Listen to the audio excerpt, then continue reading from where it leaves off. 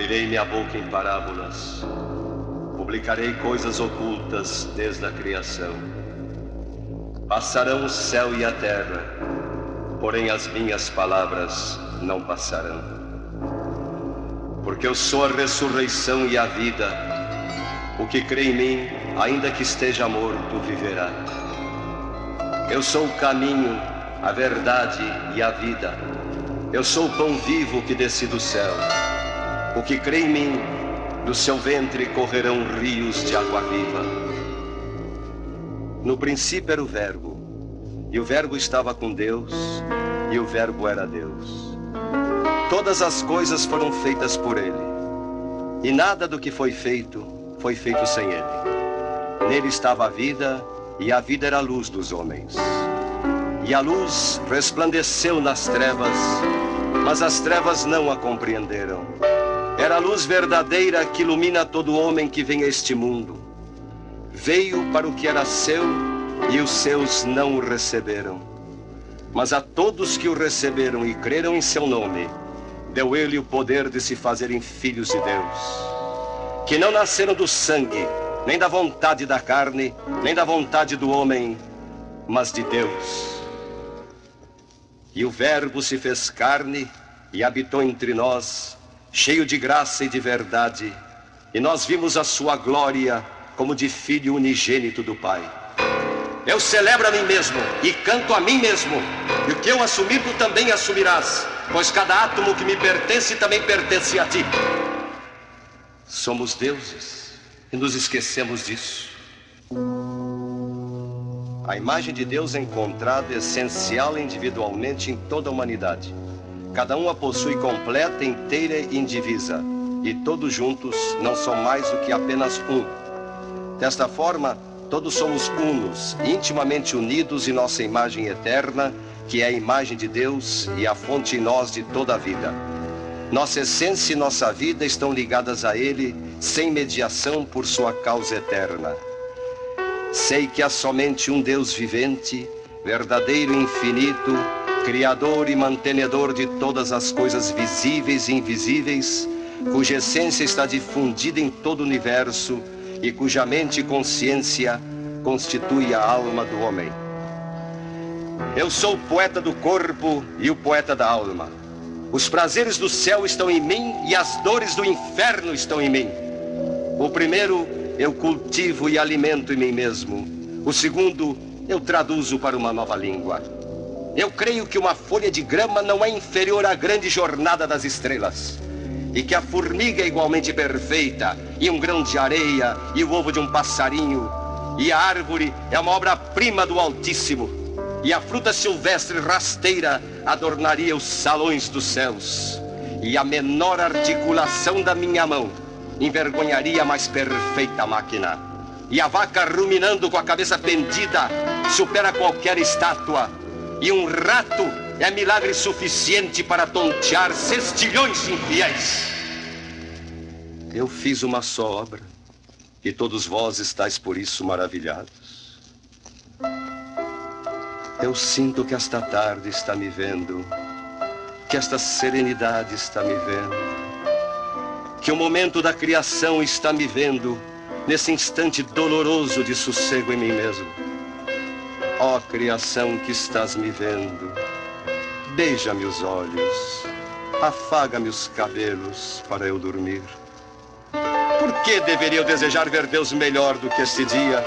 Eu vejo alguma coisa de Deus em cada hora das 24 e em cada momento. No rosto dos homens e das mulheres eu vejo Deus, e no meu próprio rosto no espelho. Eu encontro cartas de Deus caídas na rua, e cada uma assinada com o nome de Deus. E eu as deixo onde estão, pois sei que não importa onde eu vá, outras virão, infalivelmente, eternamente.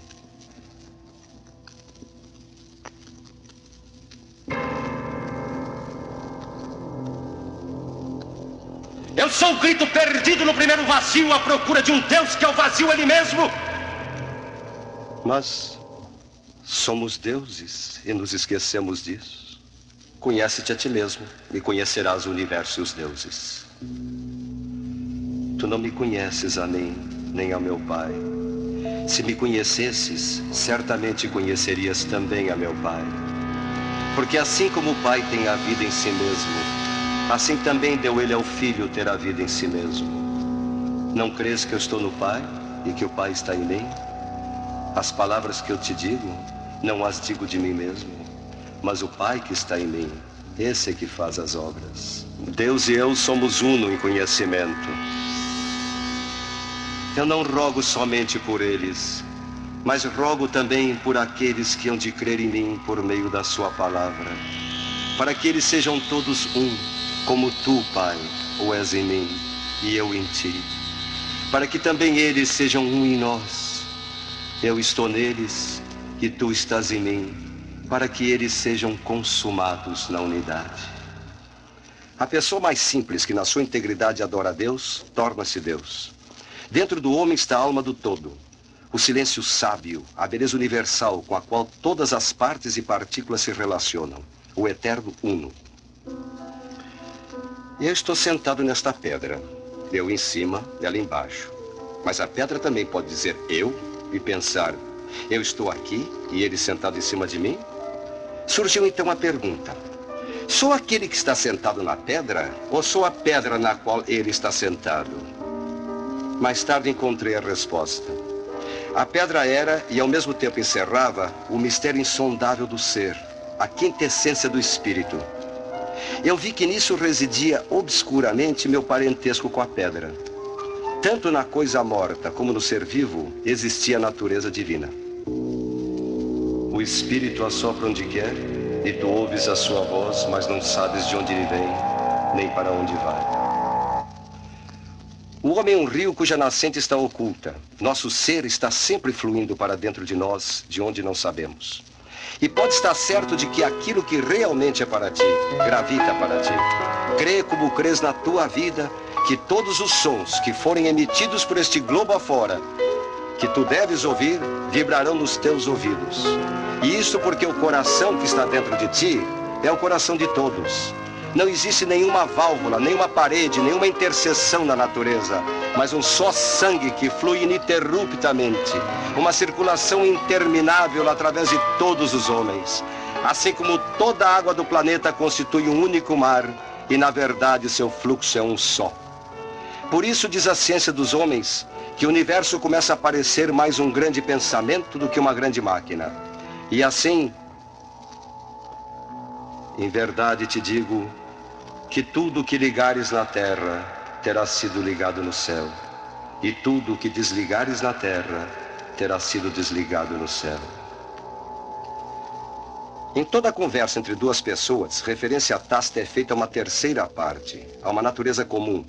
Essa terceira parte, ou natureza comum, não é social, é impessoal, Deus. Por isso, onde 2 ou 3 estiverem reunidos em meu nome, ali estarei no meio deles. E o meu preceito é este, que vos ameis uns aos outros como eu vos amei. Ninguém tem maior amor do que este, de dar a própria vida por os seus amigos. Tu és o sal da terra, e se o sal for insípido, como se há de salgar? Não se acende uma candeia e se coloca debaixo do alqueire, mas no velador, para que dê luz a todos que estão em casa. Assim resplandeça a tua luz diante dos homens, para que eles vejam as tuas obras. Bem-aventurados os que sofrem perseguição por causa da justiça, porque deles é o reino dos céus. Bem-aventurados sois vós quando vos injuriarem e perseguirem, e mentindo, falarem todo mal contra vós por minha causa. O Espírito da verdade o mundo não pode receber, porque não o vê nem o conhece. Mas tu o conhecerás, porque ele ficará contigo e estará em ti. Mas a natureza dessas revelações é sempre a mesma. São percepções da lei absoluta. São soluções para as perguntas da alma. Elas não respondem às perguntas que o intelecto formula. A alma nunca responde em palavras, mas através da coisa em si acerca de que se pergunta. Essas perguntas que ansiamos formular sobre o futuro são uma confissão de pecado. Deus não tem respostas para elas. Nenhuma resposta em palavras pode esclarecer dúvidas sobre coisas. Não se trata de um arbitrário decreto de Deus, mas na própria natureza do homem há um véu que encobre os fatos do amanhã. Pois a alma não nos permitirá ler qualquer outro código que não seja o de causa e efeito. E em verdade eu te digo que até que o céu e a terra passem, nem um jota, nem um tiro se omitirá da lei, sem que tudo seja cumprido. Eis uma das maiores asneiras do mundo. Quando a nossa sorte adoece frequentemente pelos excessos do nosso comportamento, culpamos o sol, a lua e as estrelas dos nossos desastres, como se fôssemos vilões por necessidade, loucos por compulsão celeste, velhacos, ladrões e traidores por conjunção das esferas, bêbados, mentirosos e adúlteros por obediência forçada a influências planetárias, e tudo que fazemos de mal por imposição divina. Que admirável escapatória do homem devasso, responsabilizar por sua lascívia uma estrela. Não está em nossas estrelas, mas em nós mesmos a culpa de sermos inferiores. Temos de aprender pouco a pouco que aquilo que denominamos destino não vem de fora, mas sim de nós próprios. Por não ter absorvido seu destino quando esse exclusivamente lhes pertencia, e por não ter se transformado ao seu contato, é que tantos homens não o reconhecem. O destino parece-lhes então tão estranho que na sua perturbação creem que lhes aparece pela primeira vez. Nenhum alçapão, nenhuma armadilha nos ameaça. Nada temos a recear. Fomos colocados na vida por ser a vida o elemento que mais nos convém, a tal ponto que se permanecêssemos calmos, mal nos distinguiríamos do que nos cerca. Não temos nenhuma na vida por ser a vida o elemento que mais nos convém, a tal ponto que se permanecêssemos calmos, mal nos distinguiríamos do que nos cerca. Não temos nenhuma razão para desconfiar do universo, porque ele não nos é contrário. Se existem terrores, esses terrores são os nossos. Se há abismos, são os nossos abismos. Todos os dragões da nossa existência são talvez princesas que esperam ver-nos belos e audazes um dia. Todas as coisas assustadoras não são mais talvez do que coisas indefesas que esperam que as socorramos. Mas com que rapidez a natureza se revolta quando o ouro se torna seu objeto e a virtude busca remuneração. É a mente que enriquece o corpo. Homem, ó orgulhoso homem, vestido numa fugaz e pequena autoridade, ignorante daquilo de que tem mais certeza, como um macaco furioso, faz coisas tão fantásticas perante o céu, que provoca lágrimas dos anjos. Bem-aventurados os pobres de espírito, porque deles é o reino dos céus. E bem-aventurados os limpos de coração, porque eles verão a Deus. Pois aquele que nunca se livrou dos desejos pode ver apenas o que é visível. Me dê aquele homem que não é escravo da paixão, e eu levarei no fundo do meu coração. Bem-aventurados os mansos, porque eles herdarão a terra. Permanece em silêncio e ele te falará. Fala e ele emudecerá. Se quiseres saber o que Deus fala, entra no teu armário e fecha a porta, como disse Jesus. Deus não se manifesta aos covardes. O homem tem que se ouvir com coragem e se afastar das palavras de devoção dos outros.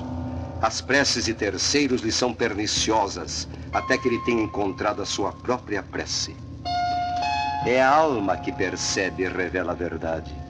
Pelo mesmo fogo, sereno, impessoal, perfeito, que queima até dissolver todas as coisas em ondas e vagas de um oceano de luz, nos vemos e nos conhecemos uns aos outros e sabemos de que espírito cada qual é feito.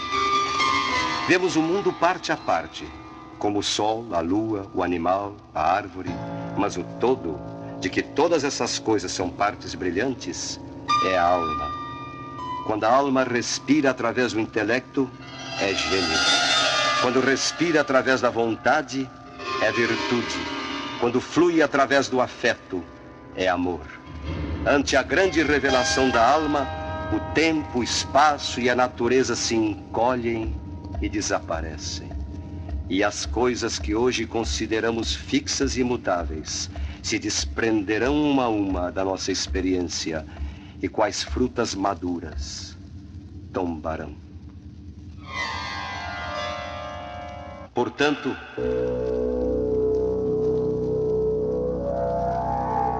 não julgueis segundo as aparências, pois uma vez chegados ao nível atômico, o mundo objetivo do espaço e do tempo deixa de existir. E os símbolos matemáticos da física teórica referem-se meramente a possibilidades, não a fatos. Essas equações nada dizem sobre massas em movimento. Apenas regulam o comportamento de campos muito abstratos, em muitos casos certamente imateriais, frequentemente tão sutis como a raiz quadrada de uma possibilidade. No mundo da física, a vida cotidiana nos é apresentada como um diagrama de sombra. A sombra do meu cotovelo se apoia na sombra de uma mesa, assim como a sombra da tinta corre sobre a sombra de um papel.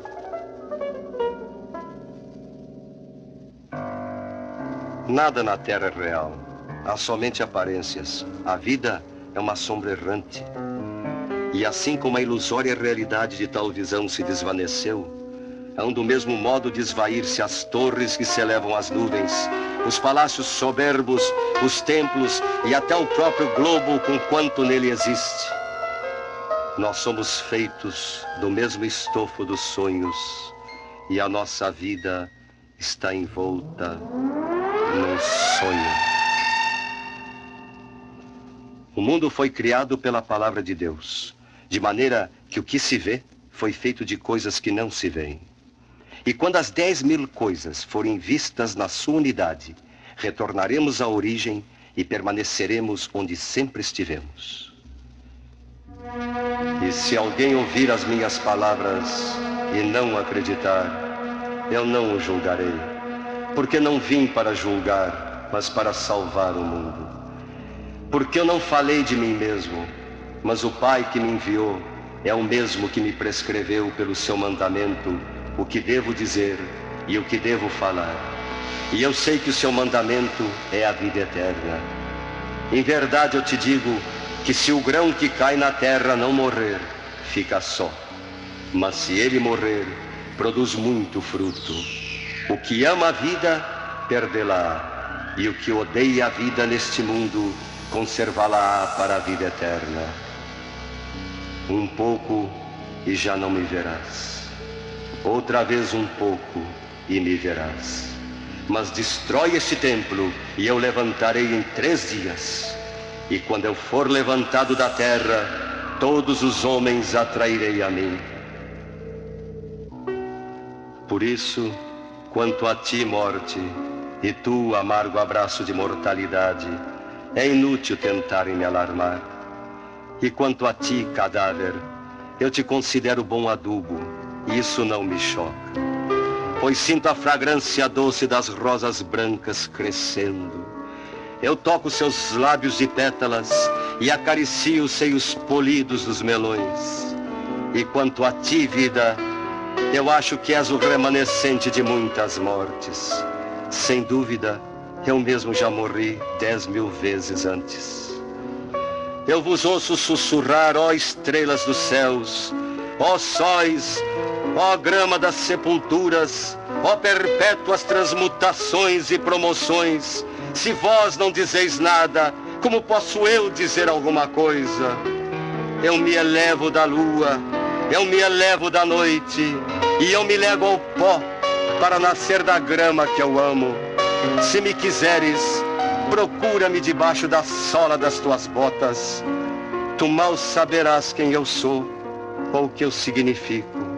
Contudo, eu te farei bem e filtrarei, que darei fibra a teu sangue.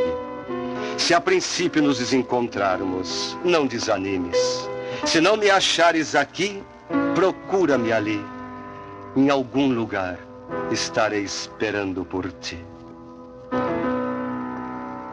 Na senda do desenvolvimento do teu espírito, quando estiveres integrado na harmonia universal, vibrando uníssono com as esferas, sentindo a pulsação cósmica dos astros onde habitam outras humanidades, terás descerrado o último véu de Ísis e o resto é silêncio. Ainda por um pouco de tempo estou contigo, e depois vou para aquele que me enviou. Eu tenho ainda muitas coisas que te dizer, mas tu não as podes suportar. Quando vier, porém, aquele Espírito da verdade, ele te ensinará todas as verdades.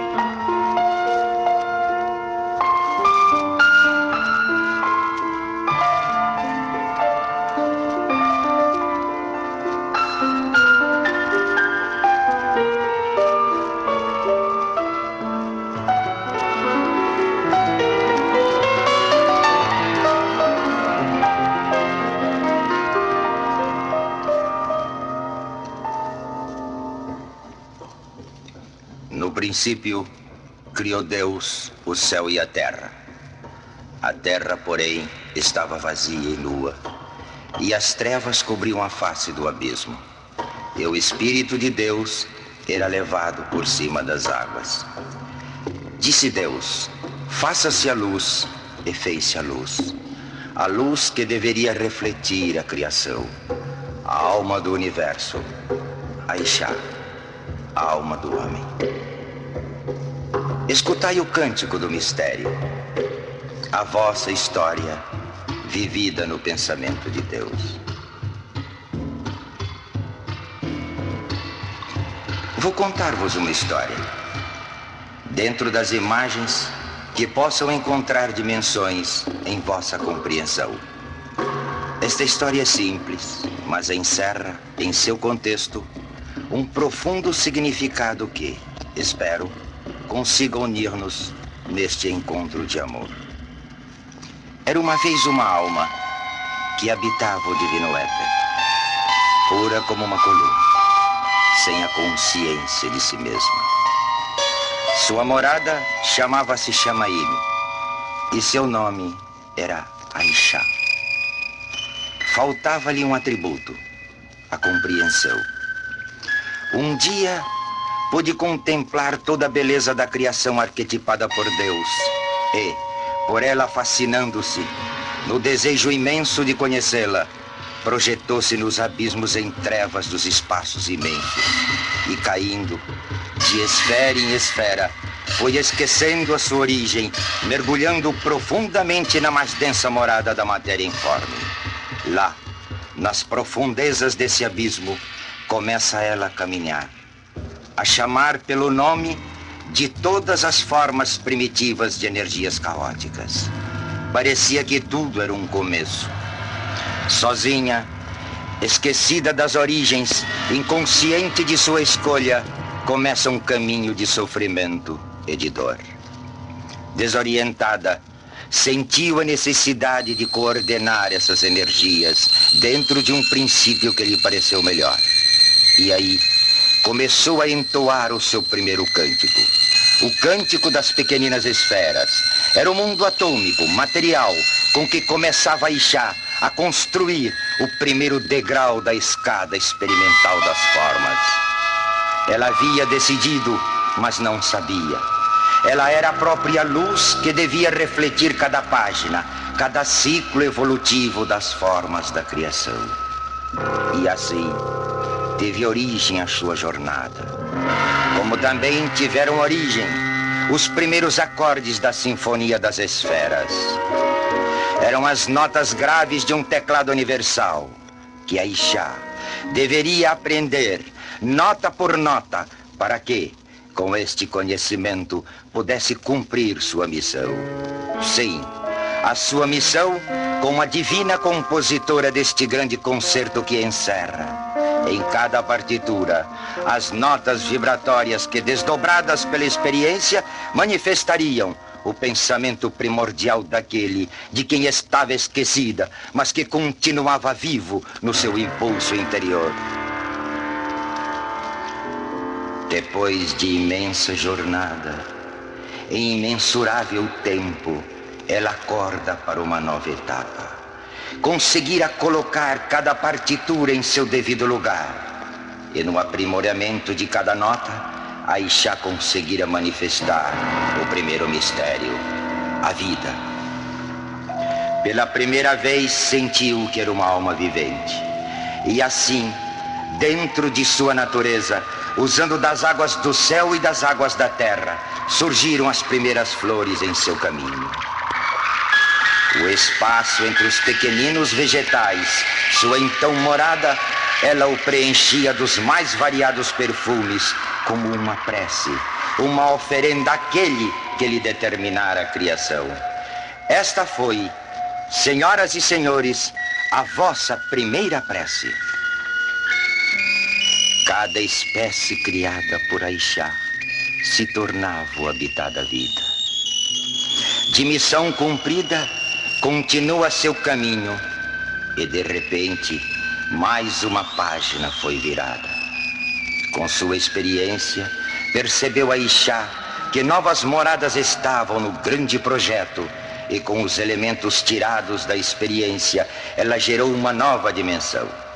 Surgira a primeira célula vivente e das águas da terra, com as águas do céu, nascera o primeiro coacervado, o unicelular que, com o sacrifício de si mesmo, num verdadeiro dar-se, dividia-se em dois. E assim, nessa progressão geométrica, começava Aishá a povoar as esferas suspensas no infinito universo. Aishá podia mover-se, e por onde caminhava levava a sua espécie. Em sua nova morada, sentiu que, unindo cada célula, poderia construir novas dimensões de si mesma, num trabalho extenuante e penoso. Nascer então o primeiro invertebrado. Era a vida que aumentava a sua movimentação. E com cuidados especiais começa Ixá a formar os pequenos filetes que, conduzindo sensações para um centro, dava ao pequenino ser a possibilidade de sentir o exterior de si mesmo na pequena consciência de seu interior. O trabalho de Ixá acelerava-se e foi criando e habitando assim novas dimensões da vida com que ela povoou as esferas celestes. Surgiram agora os primeiros vertebrados. Pelas enormes dimensões de suas estruturas, necessitavam de um órgão que mantivesse a sua forma com maior movimentação e de novas janelas de seu interior para o exterior. E a Ixá deu nome a todas estas formas, vivendo-as uma a uma diante do universo. A Ixá contemplava sua obra. Em cada período de repouso, ela procurava sentir a vontade daquele que determinara a criação. Sofrida, cansada, continuava o seu trabalho. Com as águas da terra e com as águas do céu, ela havia povoado os mares e as florestas. Porém, sentia que faltava alguma coisa. Precisava criar uma nova morada, que fosse mais perfeita do que tudo que havia habitado. Então criou ela a primeira semente que geraria a forma pré-humana. E de dentro de sua nova dimensão, de sua nova manifestação, levantando os braços, a Ixá começava a rever através dos símbolos de seu interior a primeira luz que em forma de disco parecia ser uma de suas expressões. A luz maior, expressada na luz menor, era contemplada. A Ixá chorou pela primeira vez. Ela não podia entender, mas podia sentir. Era o parto dolorido da espécie humana. Era a primeira lágrima que rolava sobre um rosto. Era a sua e a vossa segunda prece. A Ixá sentiu pela primeira vez o amor. Mas sentiu também quão difícil seria sua jornada para encontrar aquela luz que se escondia por detrás daquele disco. Seu interior fremia de contentamento. Suas lágrimas de dor e de alegria fundiam-se numa só emoção, porque em cada dor surgia a alegria de uma nova vivência, de uma nova experiência. Em cada período de repouso, ela contemplava a sua obra e partia para novas dimensões. Era mais uma etapa vencida na direção do grande destino que a aguardava. E assim, a Ixá, nesta nova morada, nesta nova forma de expressão, acelerava o caminhar.